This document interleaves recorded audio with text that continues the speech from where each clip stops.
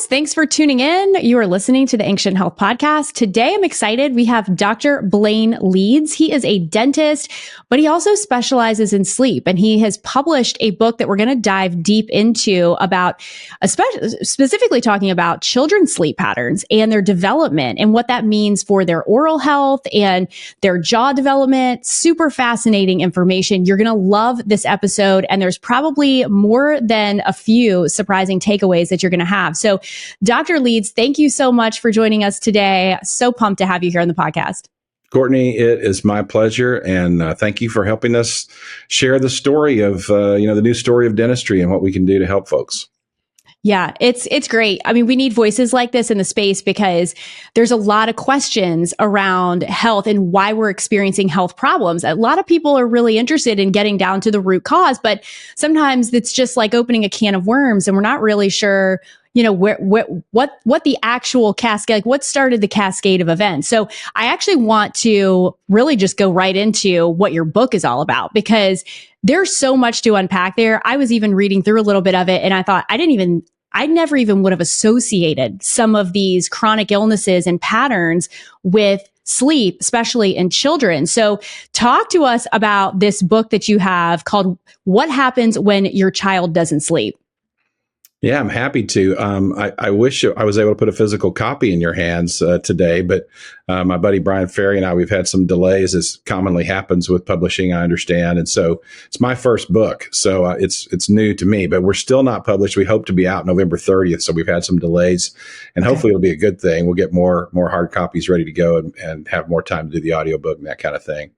But this book is basically a result of a 7-year partnership between myself and Brian. Brian is a marketing guy by trade. He built Fannie Mae's website way back in 1996 on a desktop computer. He's worked in advertising all over the world. But his wife tragically passed away as a result of sleep apnea problems about 8 years ago now. And he was so traumatized and moved by that, with some of the same sentiment that you just shared, that people did not know that this was happening to her. And why couldn't the medical community rescue her for him and help help her get healthy? And, because there are many things that are sleep related issues that mimic other problems. And so, because our medical system and our dental school system are separate, we don't communicate as well as we should. And so our health insurance is different for dentistry and medicine. And so, but I met Brian about a year after his wife passed away. And by this time it had already moved him so much that he had become the marketing evangelist basically for a company to help adults with sleep apnea that cannot tolerate CPAP machines, which we know is the majority of society because only 4 in 10 patients tolerate CPAP. We can talk about the reasons for that, but back to the book. So Brian and I knew that, we could help adults, children, dentists, ear, nose, and throat people, PTA leaders, teachers, school counselors. We knew we could help all of these people, but we were like, where can we zero in and help people with the most impact the fastest? And we know for sure in my world in dentistry or in medicine, we can expand children's palates. We can do this in a variety of ways. And so we said, let's start there and let's try to alert people on could this be a problem with sleep in my child before we put them on a pharmaceutical stimulant of some kind or do some invasive surgery that could be avoided by some other means. And so basically we're like, we were working with all these really strong elite clinical people, but if people aren't aware of the problem, it doesn't matter because they won't find the elite clinician anywhere. So we thought we got to tell this story. And so that's what we're trying to do. And so thank you for having me on. But that's the origin of the book. And now we found out some interesting things about children's health and things that are linked from oral health to the rest of systemic health. And you mentioned the root cause, and that's what's important. That is interesting. I've never thought about sleep apnea in children, mostly because I don't know that probably I would be speaking probably on behalf of most parents, but I don't even know that if my children are having sleep disturbances. Like they're not co-sleeping with me. They're not. And so what are some of those signs that maybe your child has that? Because I honestly didn't even think like kids could have sleep apnea. I thought that was like, that just happens to adults like way down the road and you just can't breathe in the middle of the night. So what are the potential red flags that maybe your child doesn't just have a little disrupted sleep, but they actually have something that is like a real problem and pattern that could result in some big issues down the road? Sure. Well, don't feel like the Lone Ranger, because I was at a medical conference where a medical doctor who is an MD, PhD person was sharing that maybe sleep apnea didn't exist in children, according to their study of 7 participants. They studied 7 children and then felt comfortable going to a national meeting and making a statement that sleep apnea may not exist, and kids' skull sizes will just continue to grow and they'll outgrow their airway discrepancies. But we know that it's not just apnea. It can be milder sleep disordered breathing, or anything just as simple as my child breathes through their mouth all the time. I mean, it just reminded me, I have a mom that I'm supposed to call back today, but her symptoms were, for her son, he was 3 years old, and his symptom was he drooled all the time. He couldn't stop drooling. And she took him to the dentist, to 5 different ear, nose, and throat specialists all over a really nice part of the metropolitan area where she lived.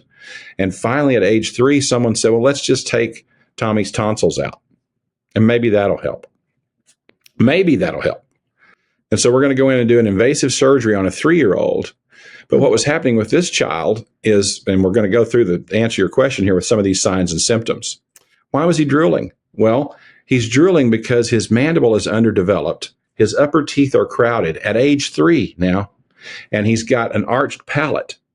So he cannot breathe through his nose because his airway space is so small, because the palate is the roof of the mouth, but it's the floor of the airway space, right? And so when the baby molars are moved together, and which happens a lot because of maybe mom couldn't breastfeed, or the pacifier was not really orthodontically sound. But when a baby leaves the incubator, they give them a pacifier, right, in the hospital. And so they start suckling on the pacifier, and their cheeks go together, and it acts like an appliance. And it squishes the molars together, arches the palate. And if you look at a baby from profile, it forces the tongue in the back of the mouth back against the airway space where they cannot breathe through their nose. And humans, you and I, and every child and every listener to this podcast, we are obligate nasal breathers. We are supposed to be breathing effortlessly, invisibly, tirelessly, quietly through our nose all the time. And so when we are not, it causes all of these comorbidities and problems. And so what are the signs in kids? So back to this little guy, Tommy was drooling because his palate was arched, his mandible was underdeveloped. So therefore, he was having to lean his head forward so he could breathe through his mouth, because he couldn't breathe through his nose. And so therefore, if his head's leaning forward, he's going to choose breathing over swallowing all of the massive saliva, which every kid produces, right? And which is great because we need it to keep plaque from building up on their teeth, and it helps prevent cavities and helps them digest their food and all kinds of wonderful things. So he's literally a rubber bowl of saliva walking around. That's what he is. And so he's going to choose breathing over swallowing the saliva every time. And I was like, this child needs an appliance, and it can help, because what we want to do is we want to get the tongue in the place where it belongs, because the tongue is our body's own natural expander. And so the tongue needs to be up in the palate behind the baby front teeth, so that the palate can grow large and wide, and we can have large, wide smiles and flatter palates with a bigger airway space, so we have good nasal breathing. So do we hit all the signs and symptoms in there, I think? Crowded teeth, difficulty breathing, drooling. How about this sign and symptom? Very common, bedwetting. When a child is bedwetting, it is typically related to fight or flight, related to poor sleep, and their brain is saying, okay, we got to get oxygen somewhere. So every organ system, get all the oxygen you can to the blood immediately. So the renal system kicks in, flushes the kidneys, and that's the pharmacodynamics of that. So I can give 10 7-year-olds an oral appliance that are bedwetting, and 7 of them will stop that night.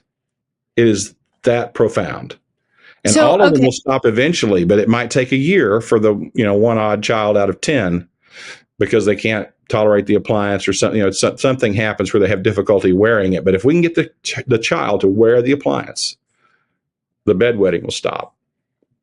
Okay, that is profound for some parent listening that is dealing with a child that's bedwetting, and their pediatrician or their friends or whoever they're asking is not making that association. I would never have put that together. So to summarize, it's the lack of oxygen when they're sleeping that's actually driving like a stress response and kind of this cascade of reactions where their body is they're either the starting and stopping of breathing, like sleep apnea, they're waking up, their cortisol fight or flight hormone is now creating like this signaling in the body that, hey, we don't have enough oxygen. So, and it's probably disrupting, some like cognitive behavioral stuff too, right? Because if they're not sleeping and recovering, which is when, especially young children are developing, there's gotta be some ramifications for that in terms of like their wake hours, right? What do you see like, when the child is, maybe in that 6 years old, during the day that like maybe that is affected based off of the poor sleep that they're getting? Yeah. Well, you hit the nail on the head. It's not the oxygen though. It's the sleep. All of us, you and I know how we feel when we have a crappy night of sleep and we know we got a busy day coming, and oh wow, if I can power through this day. I can remember sleeping 2 or 3 hours, 'cause I'm a patient myself, right? I have sleep apnea. I'm treating myself. So when I first was diagnosed in 2012, I can remember, okay, I've got 4 molar root canals today to do in my office.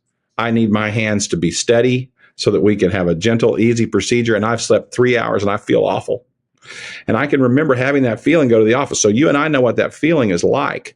Well, imagine if a child was going to school every day and they felt crappy. So because the brain, it turns out, can survive a surprisingly long time with limited oxygen, like a lot more hours than we would think. But it's about the sleep and restoring every day. So what do we see in kiddos that are not sleeping well? We see poor attention span. We see poor behavior. We see poor academic performance. We see falling asleep at school in the afternoons. Remember when I don't even know if they do this anymore, but when I was in kindergarten, we took naps. Did you when you were in kindergarten? Oh yeah, you had the little mats that you would roll out, and like everybody would line theirs up. And we also had 4 recesses. When I was in kindergarten, yeah. I don't think they have that many anymore. So, no. and these are little kids, right? They need to run and play and be outside and get vitamin D from the sunshine and feel the brisk cold air in the winter and wear their coats and be outside. It's so good for them to do that. But, these are the signs and symptoms that we see. Drooling, as we mentioned before, mouth breathing. Look at your kids in your Honda Pilot today when you're driving, to pick them up at school. Look in the back seat.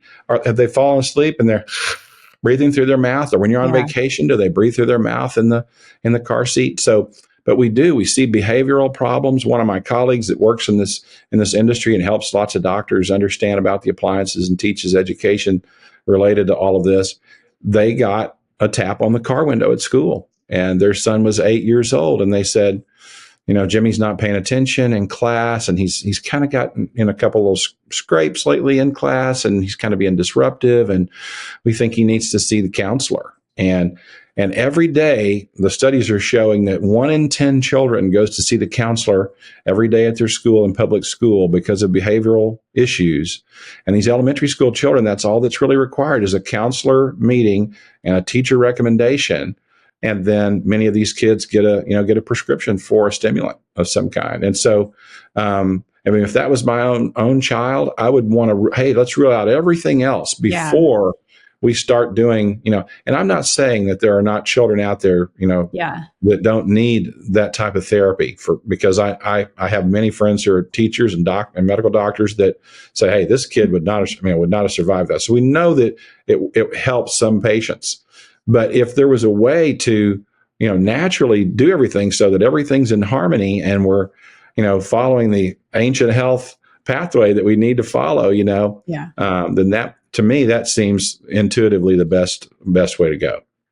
Yeah. That's really what we've normalized is is wait until there's a real problem and then medicate it.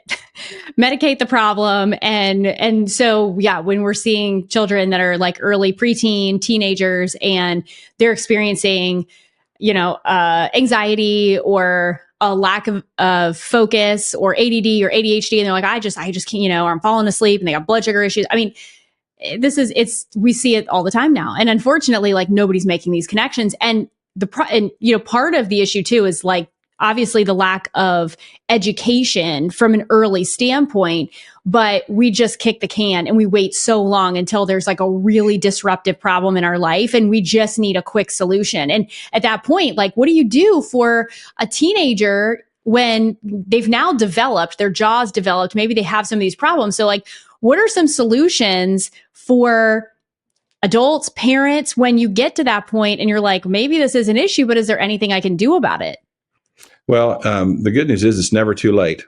I had over 400 patients over a 12-year period that were over age 25 that we sent to the good old braces mill, right to the orthodontist to have bands and brackets put on, and as adults. And so, but of course, now we've got so many advances in clear aligner therapy. I mean, companies like OrthoFX and Candid and Bite will allow you to order your impressions, from the Smile Direct Club before they collapsed. We're helping millions of people by sending things through the mail and helping with digital scanning. And so, but here's the one word that almost every patient needs that I look at thousands of patients a week. And you say, well, how can he do that? What's the matter? I'm looking at them online, right? I'm using telehealth. I'm looking at lots of images of lots of patients. And guess what? There's lots of bots. There's lots of AI that are looking at those too, and they're learning. And so we're about to have doctor-directed AI that's going to be able to treat us all. But the one word is expansion. Almost every human being needs expansion of their palate. Their arches are too narrow. Almost every patient that I look at, adult, child, teenager, doesn't matter. So if you're an adult and you're struggling with sleep apnea and you cannot tolerate a CPAP machine, it is not too late. Have your molars moved apart. Go tell your orthodontist that you heard a podcast and Dr. Leeds said to put 41 millimeters between your upper first molars across your palate. And they can all do this. There are ways they can do this. And if they will, is it going to create space in your smile? You bet it can for some patients. But then you go and you see Bill Dorfman in Los Angeles, or you go to Dennis Wells in Nashville, or you go to my sister, Dr. Darby Follis, and let them put beautiful porcelain veneers on. But the point is, we got to get room for your tongue. Because if there's not room for the tongue in there, and it doesn't matter if a kid's 14 years old and he's had braces, because most of my orthodontic colleagues were not taught anything about sleep disordered breathing, or airway in dental school. In fact, I can't remember one single minute in 1992 to 1996, when I was at the University of Tennessee Health Science Center, that we spoke either in a didactic form or a clinical form about sleep or airway. Not 1 minute. Everything I've learned about that process happened after the year 2000, and only then because I was a patient. I mean, my wife heard me stop breathing in the middle of the night. And I mean, we used to do this exercise in conference meetings with dentists. In fact, we did it 2 years ago in 2022 in Denver, Colorado. We had a room full of 80 dentists. We gave everybody a sleep study. They checked into the hotel. They slept with a sleep study that night before. Of the 80 dentists that were there on one weekend in September, of the 80 dentists, over 60 of them had sleep apnea and didn't know it. And we tested them, and there are wonderful ways to test now. We have the sleep image ring. We have Watch Pat. We have a Whisper ring. It's a little tiny ring that you wear on your non-dominant index finger. You can Google it, sleep image. And there are great clinicians that are out there within a 100-mile radius of almost everybody in the U.S. where you can go and find out if you have these issues. And it's never too late. I mean, it's easier in children because we know they're still growing and developing, because we can expand them. But anybody can be expanded. It might require surgery. It might require an appliance. It might require braces and surgery, or clear aligners and then braces, or clear aligners to clean it up. But there's a way to expand your arches and get you breathing through your nose, unless somebody has a broken septum or polyps in their nose. It can be nasal impaction of some kind. But that's what we do. Regardless of age, it's not too late. Okay, that is profound. I feel like that's got to give somebody some hope. I mean, my daughter's in braces right now. She's 12 and they're getting ready to put an expander in because she does have a really narrow palate. And so it makes me wonder too, for adults, I mean, this is like when you say device, is that what it is? Like an expander? Cause I had one too when I had braces, like goes across the roof of your mouth. It's like brackets that go around your molars and literally pushes your palate out. Like it expands your jaw. So, I mean, that has to change the entire structure of your face. Does it not? Like to some degree, like your smile, like more than just your breathing. Of course it does. And but it does it in a good way. Right. Because we should have a broader maxilla and we should have canines that are further apart and our eye line should be further apart than it is. I mean, not to pick on Michael Phelps, but I've seen him advertising medications for his anxiety. And Michael has extreme crowding of his upper teeth. And he's probably had it since he was a kid. And he's probably been swimming to outrun the anxiety all of his life. I mean, because he feels great when he's swimming, because he's holding his breath and he's breathing through his nose when he comes up for air because his teeth are together and he's swimming. Yeah. And I'm thinking, Michael, let's reduce your anxiety medication and let's move your canines apart, and let's expand your arches and put your teeth in harmony where they belong. I mean, and I think that would help him, but not to pick on him, but I mean, he does have crowded teeth and and that doesn't mean he has an ugly smile either. He has a nice smile. I mean, smile comes from in here, not from up here, so, but that's the idea. I mean, when a child is young and they do have the suture there, the thought is, okay, the sutures are not fully, the growth plates haven't fused. We haven't finished growing. So if we got a teenager, we can still, separate that midline suture in the palate, because there's one on top of your skull, your whole body comes together in development with a midline. And so that suture is there and it's soft enough, in girls under age 16, where we can still put metal bands around the molars and then use a little key, to turn. And people think, oh my God, that sounds so archaic, but it's not. And we're only making a mild turn. So we're just advancing, the expansion. Just a little bit every day. She probably turns it, a quarter of a turn every night, something like that. Well, so she doesn't have it yet, but I mean, this is like bringing me back to my days because I had that. I had the headgear. I've had every orthodontic appliance. I'm pretty sure in like a few years of time, I had it all. And yeah, so it's bringing me back to the old glory days. But my daughter's about to get the expander, but they had to get her braces on and they're waiting for some other teeth to come in.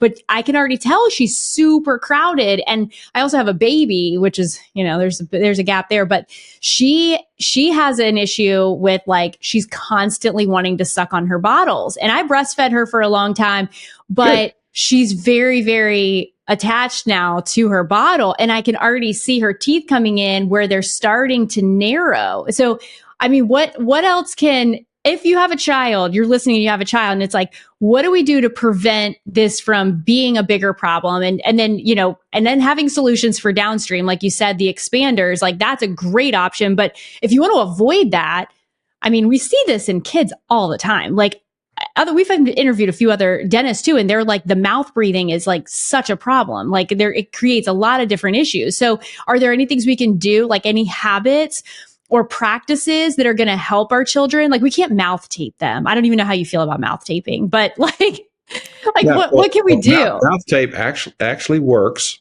But I like my colleague, Dr. Barry Chase in Manhattan talks about do mouth tape vertically. So you've got a little space on either side. Oh. So they can draw a breath still. That's a quick mouth taping tip. There was a competitor at one of the tune-ups for the U.S. Open, a tennis player last year. She went viral for a day or two because she mouth taped during a match. Oh my gosh. She wanted to breathe through her nose. Because when we breathe through our nose, it's the only time in human anatomy and physiology that we create nitric oxide. There's a little sensor back in our oropharynx by the parasinuses. When we breathe nasal, good filtered air through our nose, it hits that sensor and it secretes nitric oxide, which is our body's own vasodilator. So it speeds oxygenated blood to the brain, to our muscles, to the heart, to all of our organ systems that need it. but yeah, so it's with kids, you mentioned what can we do? Well, you can start as early as age 2. I'm trying to remember all the points of your question, but you started with your the gap in your children. You have a baby as well. Look up Dr. Liz Turner in Colorado and what Liz is doing. You can find, she's on Instagram. She's got almost as many followers as you guys have. But if you go to Instagram, she is an expert on kids, lactation, babies, nursing, and she's a dentist. So she understands. And I mean, so for all of your listeners out there, great resource for everything to do with babies and breathing or bottle trouble or nursing. But you bring up nursing and that's one of the keys is nursing and soft, lack of nursing and soft diet in the Western Hemisphere, because we have moms that are, they're busy career people, so they got to get back to work, so they don't breastfeed as long. And so we now know that breastfeeding is when a baby doesn't suckle the breast as much as it bites. So it's a biting motion. So they're actually expanding their dental ridges and their palate as they function. And so that's the importance of breastfeeding as much as the antibodies and everything else as they develop and grow.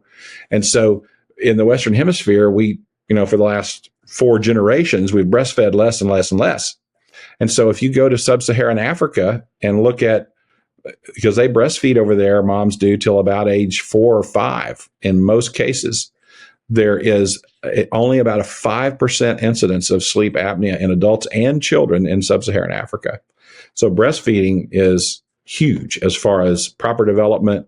But we have, and when we stop breastfeeding, what do? Well, we go to a soft diet. Well, same in a lot of the cultures in sub-Saharan Africa, they hand a child a giant carrot, or when so they can't swallow the carrot, right? But they can chew on it, and so they, and in ancient times, the child probably got a bone that they couldn't swallow, and they were gnawing on meat of some kind, even as a baby. Yeah. And so we don't do that anymore. We give them, mixed cereal, and it's a soft diet. So we're not, powerfully treating the gums and making them more rigid and more functional. Okay, that's super helpful. And I imagine like pacifiers, I mean, is that just like a hard no for you because it's like creating an artificial sucking motion, like repetitively? Because I mean, kids get attached. Like absolutely. Both of mine were. And so what I recommend, I should, have a pacifier that I can call by name that I recommend, but just do the research and you want to make sure it's one that's approved by orthodontists, and look and see. Okay. But the problem with that is that a lot of orthodontists aren't aware of what we're talking about right now. So, what I like is for children around age 2, I like to switch them to one of 2 or 3 appliances. And, full disclosure, I'm one of the advisors for a company called Toothpillow, toothpillow.com. You can look them up. And, we've treated over 1,000 patients with these devices remotely online. But the Toothpillow appliance is a Vivos guide. It's made by the Vivos Corporation in Colorado. And they just got FDA approval about a month and a half ago for an adult expansion appliance for adults. And so it was a big breakthrough for them. But that's what I treat kids in my practice with. They're going to get a Vivos guide, a Toothpillow, even as young as age 2. And these devices they're just designed to keep the facial muscles and away from the teeth and keep the tongue. It's got a little tongue training device so that the child can take the tip of their tongue and put it, and you can find images of these online. People want to Google Vivos guide or Vivos guide for children. It's VIVOS. And you can look up their products, but there's thousands and thousands of dentists across the country, probably one in the listening area where you are, or, and then, I talked to Lindsay, she's in Canada. I mean, there's people in Canada, a lot of great expansion doctors, dentists, sleep dentists in Canada, but there's 3 or 4 companies. MyoBrace, which is an Australian company. Occasionally I'll use some MyoBrace appliances depending on what the child's bite relationship is. But basically in my practice, when I see these kids in hygiene, and here's the interesting thing too. All of us dentists we're basically been commanded by the American Dental Association in 2017. They put out a paper that said every general dentist, orthodontist, oral surgeon, everybody that sees dental patients is supposed to be looking for signs and symptoms of obstructed sleep apnea or sleep obstructed breathing in all of their patients. And there is so much dentistry to be done out there that it is so hard for all these teams to retool themselves or bring on extra people. But, it's something that we're charged to do by our largest, professional organization, the American Dental Association. So in our practice, we've created a simple little survey that has about 7 or 8 questions that patients fill out with their medical history. A lot of times they'll fill it out online before they come in, so we're already aware of it. But if a patient is 2 years old, and here's the thing you want to look for as a mom and dad, make sure they don't have a tongue tie. Just look at because it's so common, because if a child, obviously if their tongue is what we call ankylosing is a $3 word for it. But if there's connective tissue at the tip of the tongue that doesn't allow the child to put the tongue in the palate, then obviously they're never going to get their tongue, their natural expander, where it belongs. And those are very common, tongue and lip ties, where what we call the frenum, which is the connective tissue that attaches the lip tissue to the mucosa or the gum tissue inside. Okay. If that's too tight or too high up between the teeth, it can cause problems. But basically what this is an issue of is underdeveloped jaws and crowding. And I used to have moms and dads come in and say, oh, look at little Susie's teeth. They're so perfectly straight, and they're only 3 years old. And it's so exciting. And we're like, nope, because they're straight now, but here's the thing. Teeth that are all jammed together with no space in a baby or a child or a 3-year-old, a 4-year-old or 5-year-old, those teeth are crowded. And here's why. The teeth that are coming in later are much larger, right? So ideal baby tooth, primary tooth smile should have about the width of a 10-cent US coin, a dime, between each tooth. So when we see spacing is good. Look into those resources. Tooth pillow, MyoBrace, Healthy Start makes a nice appliance. There are ways out there, and it wasn't even what I was taught in dental school. I was taught, okay, let's wait till their baby teeth start to get loose, and then we'll send them to the orthodontist, and maybe we'll take out some teeth. And I really want to challenge everybody out there. Nobody needs to have teeth removed for braces anymore. That is antiquated dentistry. So if somebody's telling you to do that, you need to really look into why is that being advised and what's going on, because that's like, cutting off your pinky toe so you can wear a shoe. That makes no sense, right? Where we want the jaws to be developed, think big, wide, healthy smiles. And when we see crowding, it means the jaws are underdeveloped. And we've had this issue for a long time. That's why Invisalign is a thing, right? Because people like you and I, when we got through with college, we left our retainer at the frat house or something, and we moved off, and our lower teeth they crowded. Well, why do they crowd? Because guess what? We never were expanded enough. Yeah. Because once you get everything in harmony, the teeth have peaks and valleys on them, right? So when you close the teeth together, the bumps hit the valleys on the other enamel. Enamel is the hardest substance in the body, which brings me to another sign and symptom, which is teeth grinding. If there's a child that's grinding their teeth, or an adult is grinding their teeth, what they're doing is they're asleep and they're trying to get their nose the proper distance from their chin so they can breathe through their nose and open their airway. That is the reason for most teeth grinding. And okay, I again didn't associate that. I've heard of parasites being connected to teeth grinding, but that's also something to consider. I have to ask this now because you've just mentioned extractions. I mean, I know of so many dentists that recommend getting wisdom teeth out. Like, I feel like that's like a routine thing. So is that like not necessary then? Well, it depends on when someone starts expanding.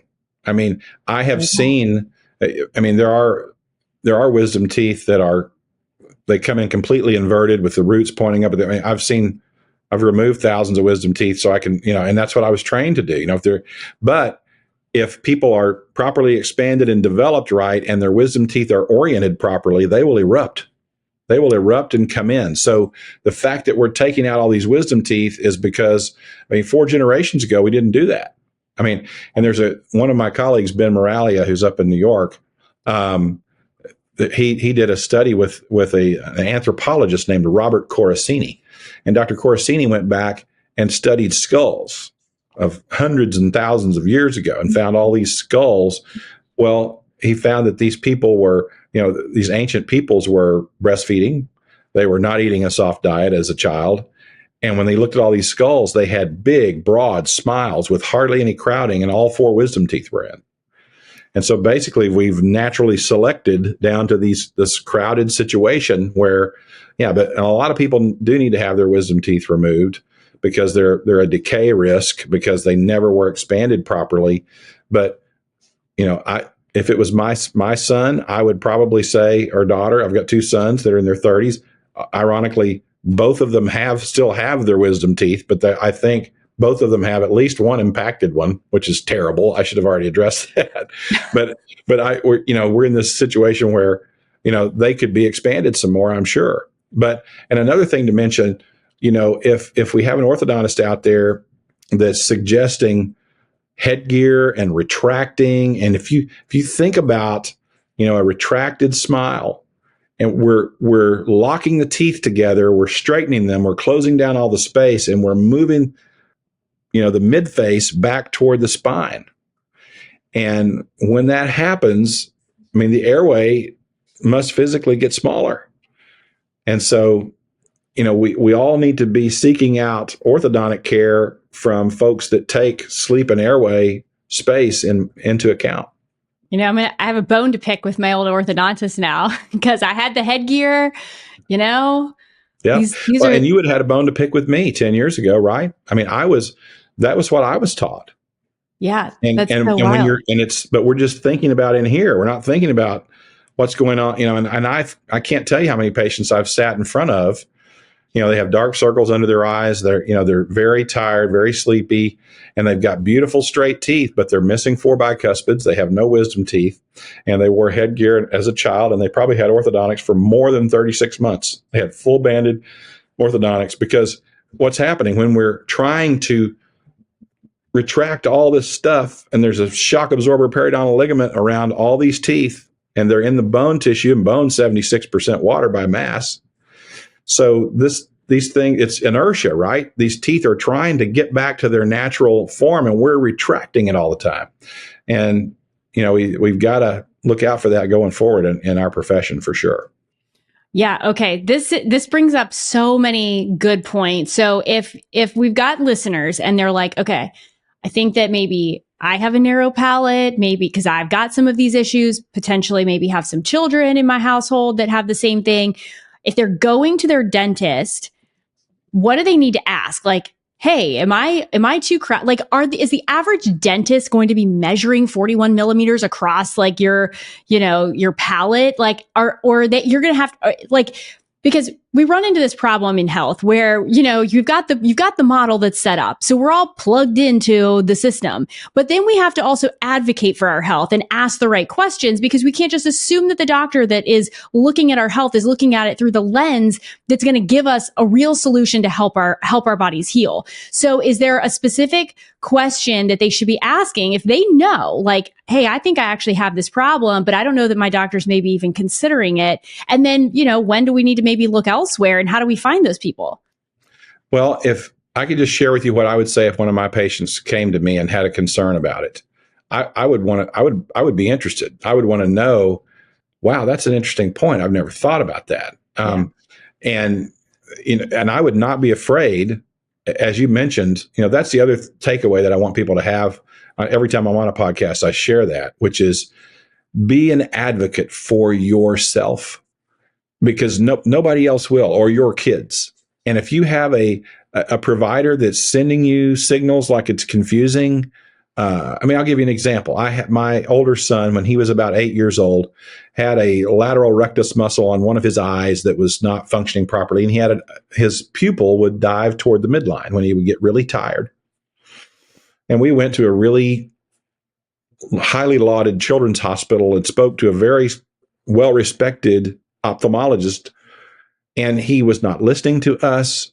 He was not communicating, and basically looked up from a pile of paperwork and said, okay, well, we're going to patch his eye for about 8 months. And we're going to, and I said, well, his eye is not deviating to the midline all the time. It only does it when he's and we just left so uncomfortable, with that. And so advocate for yourself, advocate for your kids, because, I've got a colleague, Tom Emmerich, who used to handle all of the benefit claim information for a large corporation, had over 100,000 employees. In fact, he supervised 250 heart transplant benefit payout packages for people. That they had that many people in their company that had heart transplants over about a 6-year period. And he supervised all of that and but his thing is 4 in 10 surgeries in the United States are unnecessary.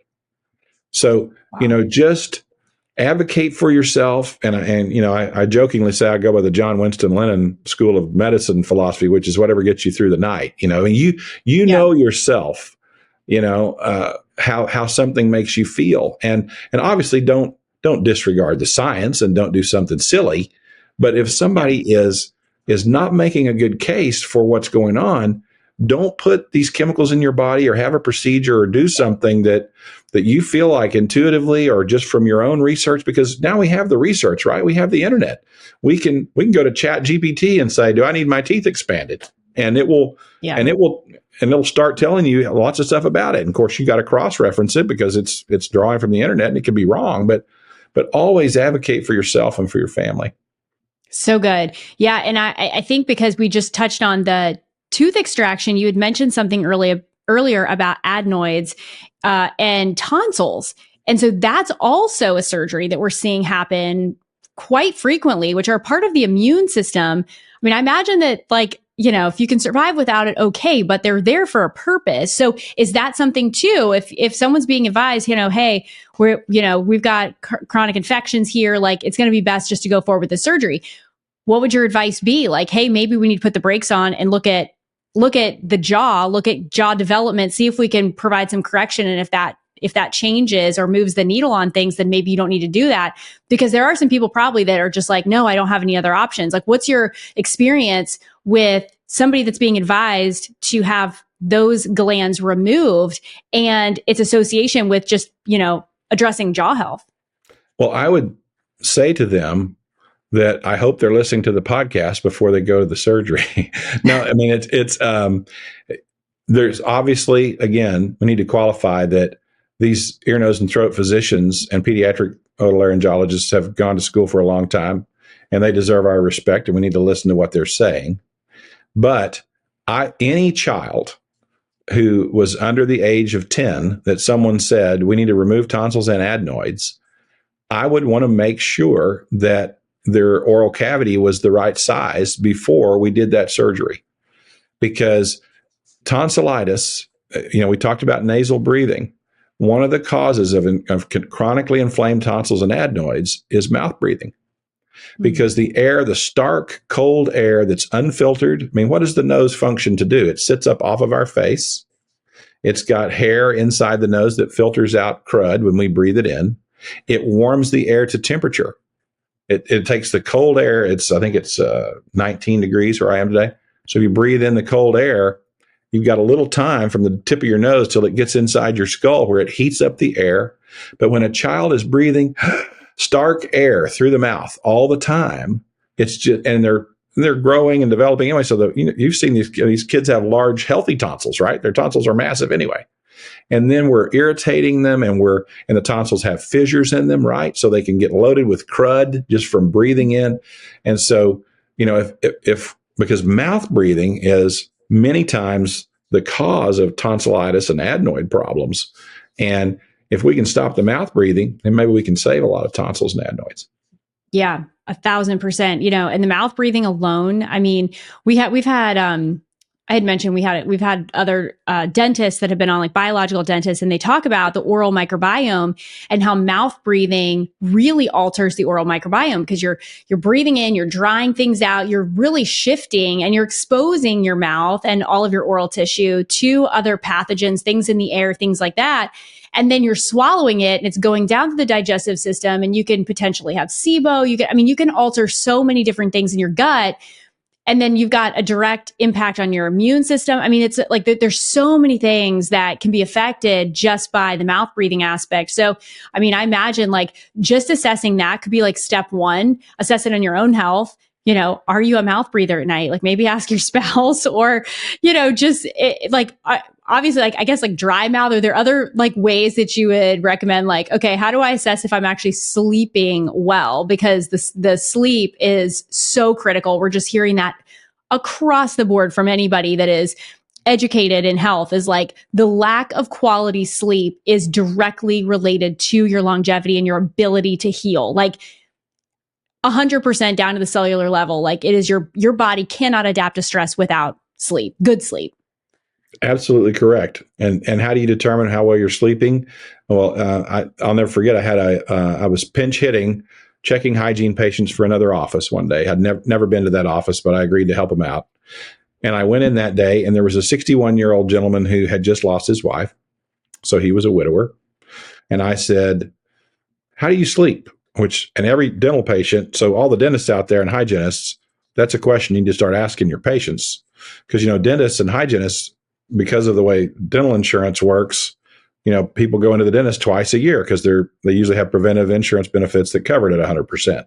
So they go in. So we see these patients 7, 10, 12 minutes a year. So we notice mild changes, and maybe they've lost 50 pounds. I mean, I've had patients who had heart bypass surgery 10 days before they came to see me as a dentist. So as a dentist, update your, and a hygienist and front office people, update your health histories on your patients. Ask your patients how they're sleeping. Take their blood pressure. It's just a nice service. And high blood pressure, unexplained high blood pressure is one of the first signs of sleep apnea. Because your heart rate, your brain's telling your vessels to constrict and get blood flow places, so it elevates your blood pressure. It's one of the first signs that I had. But anyway, so I'm seeing this guy, he's 61 years old, and I said, "How do you sleep?" And he said, "Not very well." And I said, "Well, do you snore?" And he said, I don't know. He said, I lost my wife 2 years ago, so nobody would hear me snoring if I did. And I said, "Well, next time you see your doctor, or maybe," he said, "Well, I'm seeing him next week because I'm supposed to change my blood pressure." I said, well, go in, tell them that your dentist saw some signs and symptoms of sleep apnea and see what they say. And I didn't even think anything about it. And then 6 months later, he was back in for his visit, and he nearly form tackled me, like a 49er, in the hallway, and was hugging me. And I said, "Hey, I'm a hugger. That's fine, but this is a little odd. What's going on?" And he said, "You saved my life." And I said, "What are you talking about?" I said, "First of all, who are you?" And I didn't remember even seeing him. And he said, "Well, I came in 6 months ago for my hygiene visit, and you told me that I might have sleep apnea and I should check with my doctor." And he said, "I had a sleep study done, and I woke up and I stopped breathing 91 times in the first hour and a half that I was in the polysomnography appointment." Oh my God. And so we can see these signs and symptoms on our dental patients. And so how do you determine if you have sleep apnea? If you're, you don't have a partner currently and you're sleeping alone, how would you know? Well, do we have venous pooling? Do we have dark circles under the eyes like I do since I got up really early this morning today? Or is your mouth dry? That's a symptom of mouth breathing, right? But my wife was hearing me stop breathing. And the other thing we can do is there's thousands of dentists across the country that have this technology where you could go in today and say, "Hey, I want to do a sleep study. I think I've got sleep apnea." And the sleep study is so easy. There's no poking, prodding, pricking electrodes to be worn, none of that. You wear a simple little ring on your hand, you put an app on your phone, and you can test and get really, really accurate, as 98% as accurate as a hospital polysomnography. You can get this wonderful data. I'm working with my parents. My mom has sleep apnea. We're trying to get her adjusted to her CPAP machine. She's 78. And so, what about our elderly population? What happens if you're not breathing through your nose for decades? Well, we see patients that have forgetfulness becomes more than forgetfulness, right? It becomes something significant because when the brain is not getting oxygenated blood enough, it causes problems. So, could our dementia population out there be helped by having bigger, wider smiles and breathing more through their nose 20 odd years ahead of the time when they should be concerned about, their issues with their brain health? And it's all tied together, but you're 100% right. Restorative sleep is so important. So go find a dentist that does sleep studies. And in the state of New York, a dentist is not allowed to do a sleep study. It's part of their dental statute. So you have to go to a doctor or a sleep center to assess your sleep issues in the state of New York, unless they've changed their legislation since December 1st. But you could drive to New Jersey perhaps and do it, or Connecticut, and have somebody do the test. But getting sleep tested is really easy in 2024. And anybody who has any kind of sleep issues or think they might have fragmented sleep, they need to go check it out. Okay, this is great. I didn't realize the technology advancements, I haven't looked into it, but that is incredible because like I'm thinking like the old school sleep studies, it's like you got to get a whole machine, you got to like it's like a whole process and it's very like labor intensive, I feel like. And so this is actually really interesting and we'll make sure that we put all the links because there's so many different resources that you've given us here and even some of those devices. And I want to clarify this because I'm just wondering, these devices that you had mentioned earlier, they're something that your dentist or orthodontist would have to administer. Like people can look them up, but you can't just like go Amazon this stuff, right? Well, I mean, I haven't found anything on Amazon that I would recommend. Yeah. But if I was someone who, for whatever reason, couldn't afford to, I mean, there are some things on there that I might consider for my child's own health. But the answer is yes. There are thousands of dentists who have spent lots of extra time getting extra training on how to treat these signs and symptoms by addressing the root cause. And there's my colleague, Dr. Ben Moralia, and his partner, Lauren Gates, who's a hygienist. Another thing we haven't talked about, too, I should bring it up because Lauren is one of these, and that's myofunctional therapy. Myofunctional therapy is something that is also very effective. It can be as effective as an appliance. I've had some of these providers that do these appliances and treatments like this tell me that if somebody tied both their arms behind their back and said, you can't do these other treatments anymore, you have to pick one, they would choose myofunctional therapy alone. And myofunctional therapists are guys and gals who are hygienists, and they've gone and done extra training where they can teach these kids exercises, and adults as well, exercises so that they learn how to keep the muscles of their face off of their teeth and off of the dental alveolus, the bone around the teeth, and keep their tongue in the right place. And Lauren Gates has been Moralia's partner, but they have a group called Airway Health Solutions, and they teach doctors all over the country, and they have doctors that have already had their educational format. And so there's probably, I think they have over 1,000 people now who've completed their course spread out all over the country. You can go to their website and put in your zip code and find someone near you. But also the Vivos Corporation has trained thousands and thousands of doctors. I think over 8,000 doctors they've trained over the past 5 to 7 years that are trained in this. And they are aware of these appliances. And they're all, and I had a dad tell me, well, this is just a football mouthpiece. That's all this thing is. And the answer is, it is absolutely not that. It is a very technique sensitive piece of equipment that has just the right amount of flex and toughness to it so that these kids can clench into the device without tearing it up. And the clenching and flexing into the appliance is what allows the musculature to function properly and help the jaws expand. Oh, so interesting. Okay, so just for clarity's sake, is it myofascial? What was the therapy that you were just talking about? Like, is that what is that exactly? Like, is somebody working on your? Yes, and it can be done virtually. In other words, just like we're talking now. They can help them with the exercise. It's called myo, like the prefix for muscle. Where we get the translation. Myofunctional therapy. So in other words, literally training the muscles of the mouth and tongue to function properly.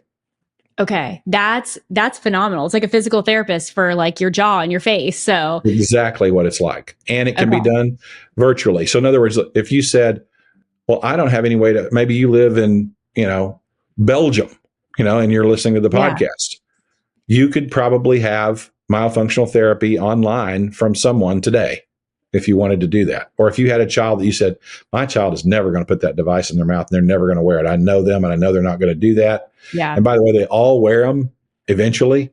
Because what happens is they start to sleep and they start to feel better. And so it might take them 6 months or a year to learn to wear it. Some of the tougher cases, on these kiddos. But most of the time, if you hand a 2-year-old or a 3-year-old something, what do?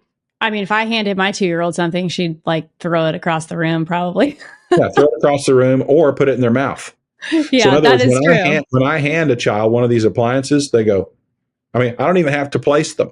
I mean, Yeah, that's a good point. That's a it's really good point. intuitive. They just put it in their mouth, and sometimes they'll put it in upside down, and we'll flip it over, Yeah. and off they go. And most of them, are compliant and they wear the appliances. But even we've found that even 15 minutes a day of wear of these appliances while they're just messing around on their iPad or something at night after they finish their homework or whatever, or they're watching SpongeBob or something. If SpongeBob's even a thing, does that make me old that I'm thinking that now SpongeBob might be out of vogue? I think I think SpongeBob is alive and well because sometimes we have the little kid shows on and I'm like, oh, he's still there. So it's still relevant. Well, my kids are old and smelly men who now shave. And so anyway, I don't, I've never watched one episode of Peppa the Pig. Let's put it that way.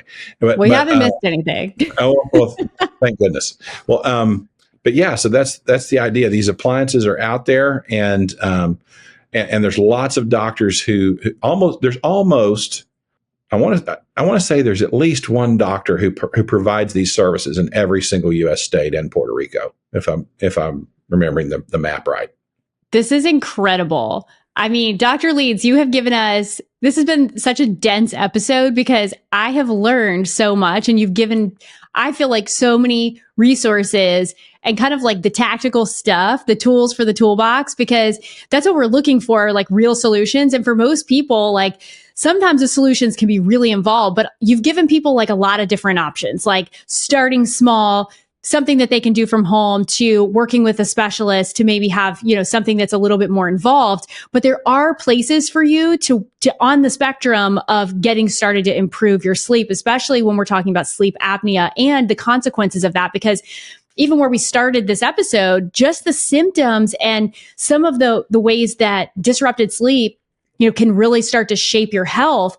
I mean, I never would have put those together. And I'm a big believer in, that the whole body is connected. But like you said, people are just not associating. They're associating those symptoms with other problems, but it may actually be that sleep is one of your biggest issues. And if you can fix that, the small stuff tends to self-correct. So this has just been fascinating. And I've learned so much. I'm so glad that you were here with us today. And I know our listeners are just gaining so much value from this conversation. Well, I'm very grateful to be on, and I'm happy to come back and be less dense if you need me to be. I can talk about one topic for the, we can stay, I won't bounce around as much, but I just, it's about that one starfish, right? I mean, the story, right? Where the guy's tossing starfish back in the ocean and guy walks, opposing person walks by and says, what are you doing that for? There's 8 million of those. And, the guy says, well, it's not going to matter what you're doing. He goes, it will to the one starfish that gets back into the ocean, right? So if one person hears this, and they're driving to work and they're going, I haven't slept in 3 weeks. Maybe this is what's going on. Or my child just got a slip from the counselor that they need to see a psychiatrist, Yeah. And if one person or one child, because I've seen the end result after years of this treatment, I've seen these healthy, happy kids who are sitting quietly and reading, and kids that have gone on to become civil engineers and go to Ivy League institutions who couldn't even sit in the room with one of my colleagues when they first started and they were on 8 times the adult dose of Ritalin when my colleague first saw them. And so, if one person can be helped or do better because of us having a chat one day, that'd be great. Yeah. I mean, you're doing great work. And I know that this is just tremendously valuable for the people listening because it's giving us things to do to take our health back into our own hands and make improvements and really live a life that is full of health, and complete healing and restoration, and not just chasing symptoms and chasing chronic disease. So I appreciate your commitment to your field of expertise, your field of work. We'll definitely have to have you back on. Guys, make sure you check out his book, What Happens If Your Child Doesn't Sleep. That's going to be coming out soon. We'll make sure, like I said earlier, that all of these resources, everything that we talked about, is linked in the show notes. So they'll be really packed. Make sure you save that or go access it whenever you need it. Any final words? Like, let us know where people can find you too, because again, this stuff will be in the show notes, but Dr. Leeds, tell us where people can connect with you if they want more information about your practice, your telehealth practice, want to get connected. Sure. I'm on all socials, X, Twitter, at Blaine Leeds, Instagram at Blaine Leeds, BlaineLeeds. You can go to my website, askdrleeds.com. You can pre-order the book there, sign up, put your email in, let us know where you are. DrBlaineLeeds.com is my physical office. I'm going to have a location in Arkansas. We're remodeling and in fact, just closed on the building on Friday. So we're going to be having another location here, but I'm licensed in 12 states. So if you want to track me down and have treatment with me, you can do that. But it's been a real pleasure to be with you. I'm so grateful and hope everybody has a great 2024 and I hope they sleep better tonight because they listen to us. Yeah. So great. It's been such a pleasure. You're an absolute joy, Dr. Leeds. Love having you a part of the podcast. Guys, if you love this episode, share it, save it, send us a DM, connect over Instagram, whatever platform this finds you on. But we are so grateful that you spent time with us today, and we will see you guys on the next episode.